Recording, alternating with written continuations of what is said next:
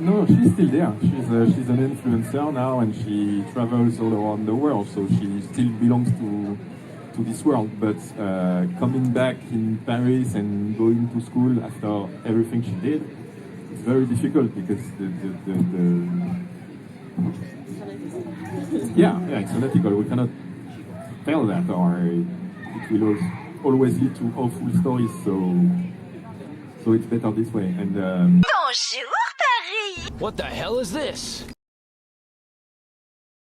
Thomas Astruc, I cannot take your childish bullshit anymore. Okay, before I start with this Chloe rant, I want to note that I do plan on making a whole video on Thomas Astruc himself, so if I don't address certain points regarding Chloe, that's why. Anyway, I just watched Queen of the Dreadzone and, well, I was actually really excited for this episode because I love Chloe, and no, I'm not one of those Chloe fans that denies all her wrongdoings and that she's a bully and all. She definitely is, and you know what? I sincerely do not care. I've always loved evil, bully character types in media, even though I hate those exact type of people in real life. And yes, that is possible. I'm literally an alternative loser that watches kids cartoons at the grown age of 20. A person like Chloe would absolutely bully me, but you know what? It doesn't matter to me because she's a fictional character. Anyway though, recently Thomas Astruc had this interview where he was like, no, Chloe can't come back to Paris because she's too evil, and you know, she did so many terrible things, and then now it's followed by this episode where she comes back to Paris. But yeah, also obviously spoiler warning, I'm gonna give a lot of spoilers here, so if you don't want to get spoiled, don't watch this video. I'm not even gonna lie, I find her being all evil and stuff pretty funny, but you know, Thomas, you need to let it go. This gave me Derision flashbacks, and Derision was an episode that was solely created for the sake of debunking Chloe's stance. That's it. So many retcons just for the sake of telling his haters on Twitter, see, told you, this is canon now and you can't do anything about it. Thomas Astruc is such a man-child. Why is your grown ass arguing with teenagers on Twitter? Can you not just shut the f up and let fans have their fun? Creators getting into the fans' business is, in my opinion, something that really ruins a fandom, because, you know, all the theorizing and stuff, if you as a creator always jump in and feel like you gotta debunk stuff or clarify everything, you're ruining the fun for the fans. Anyway, Queen of the Dreadzone. So, Chloe is a very popular influencer now and she returns back to Paris to shoot a movie or something. Lila also wrote this letter to Sabrina in Chloe's name, talking about how she's very sorry and she changed, and Sabrina gets all her hopes up. So when Chloe arrives in Paris, Sabrina wants to talk to her, accompanied by Bernette. So yeah, Chloe basically just laughs in their faces, proving that she hasn't changed and that she didn't write the letter. This is obviously Thomas Astruc pushing it into the fans' faces that Chloe will never change and it's just so horrible. Also, this scene of Noi, like, come on, Thomas. Yes, this 15-year-old girl is the worst human being ever. Well, Chloe turns into the Queen of the Dreadzone, but eventually she gets defeated, and yeah, Sabrina realizes that Chloe will never change and lets her go fully. There's also some stuff with Lila, but that's not what the video is about. So, Thomas Astruc, can you just let it go already? Yes, I know this is a pretty heated rant, and to be fair, I'm writing this just after watching the episode, but still. First of all, and this is something many fans have already addressed, but I hate how the show, especially you, Thomas, ignores all of the abuse Chloe has faced, because I know Thomas likes to claim she didn't go through any abuse, but that is bullshit. Being neglected is abuse. Chloe's behavior, in my opinion, is kind of comparable to Azula from Avatar: The Last Airbender. For Azula, her mother didn't pay much attention to her mother being the only role that actually could have taught her good morals. Instead, she got all the attention of her father, and her father just saw her as a weapon, and she turned into exactly that. She was destined to be the way she is by the way she grew up. Chloe is very similar in that regard. Whilst her mother definitely isn't a good role model, she also just wasn't present, which clearly affected Chloe. Not only was she not present, but she straight up struggled to say that she loves her daughter and can't even remember her name, leading Chloe to believe that her mom doesn't love her, and that is horrible for a child. Why don't you love me, Mom? But, of course I love you. On the other hand, her only present parent was her father, who didn't really set any boundaries whatsoever, so he spoiled her rotten, let her do whatever she wants, and treat people however she wants.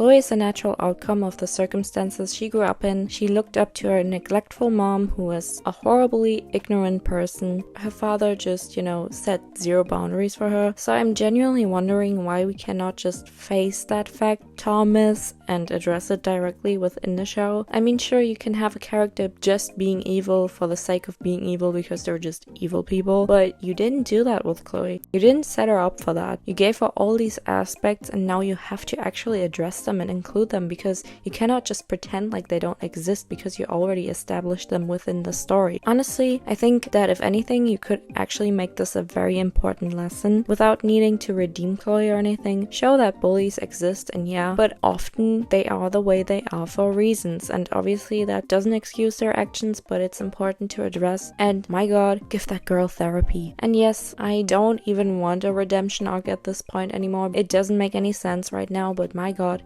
Thomas, stop making her the literal spawn of Satan. We get it, you hate her, you don't want her to be good, but she is a child. You cannot try to be a moral justice warrior and address all of these social issues whilst then completely raging against this 15-year-old girl. And come for me all you want, but this behavior is so weird and misogynistic to me personally. I don't know. As for Chloe, here's the thing about her. I don't think you can completely exclude her from the story. I don't think you can make her irrelevant either. Why?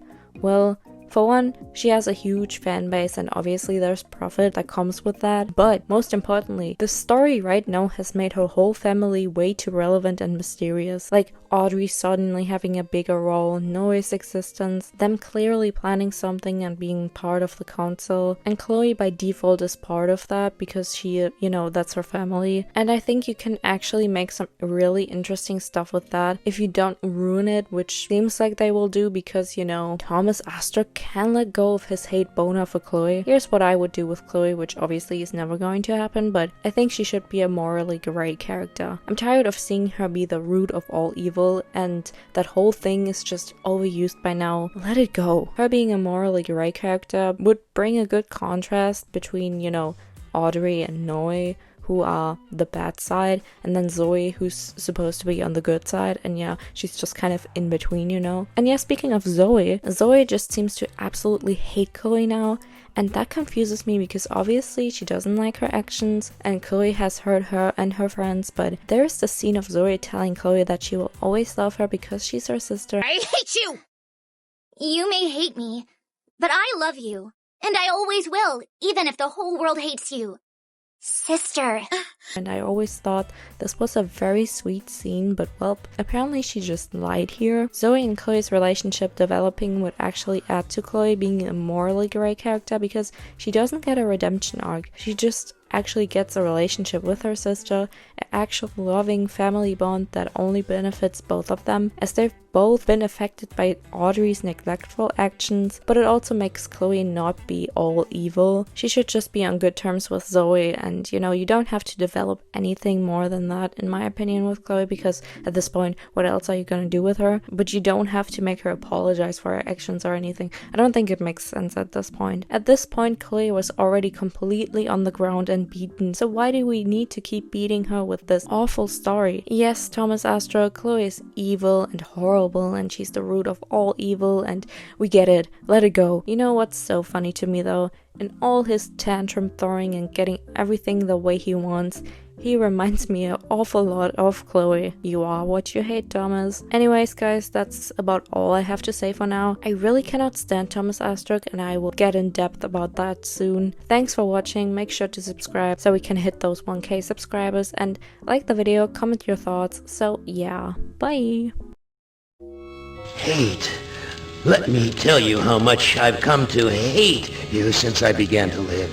There are 387.44 million miles of printed circuits in wafer-thin layers that fill my complex.